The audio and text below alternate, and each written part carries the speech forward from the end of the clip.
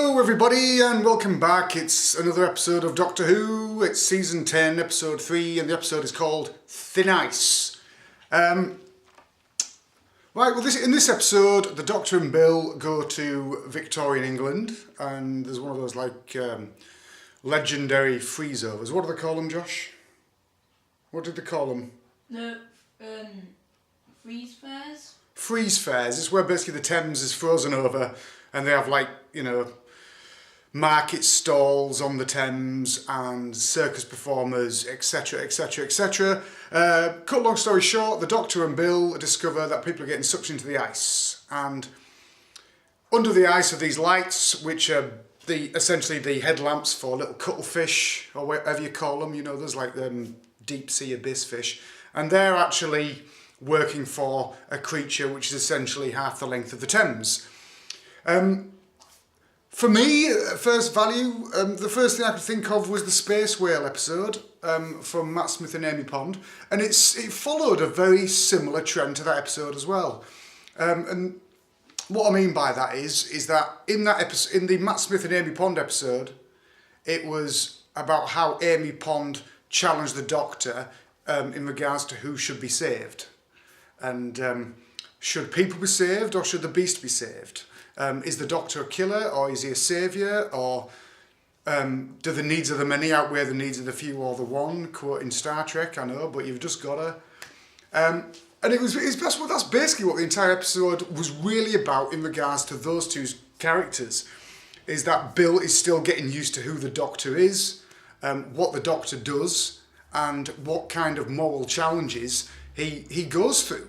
And yes, we've seen it all before, but that doesn't take away the fact that it's still very interesting. It is really interesting, and in a kind of Rose Tyler, Christopher Eccleston kind of way, we do get to see kind of a hint at the dark side of the Doctor, and we also get to see the Doctor challenged by someone who is human. And I'm not just mean that in a kind of, you reside from planet Earth. I'm talking about someone who has human morals and ethics, and that was basically the foundation of this entire episode. Now, the episode itself wasn't offensive, which I'm liking so far about this season. Last week's episode wasn't offensive, and the first episode wasn't offensive. And what I mean by offensive is that it didn't really piss me off. I wasn't annoyed by the extras. I wasn't annoyed by the human characters, the side characters. It was just a good, well-written episode of Doctor Who that covered a lot of morals and ethics.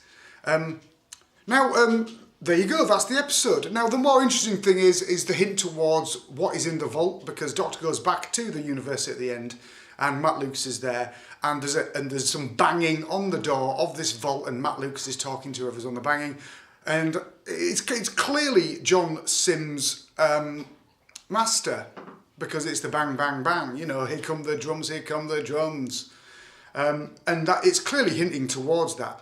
Now, what I'm more interested in is why he's in there.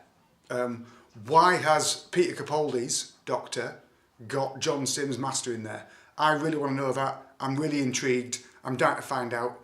And by the looks of next week's episode, it's not going to be a master-based episode, because Hercule Poirot's in it.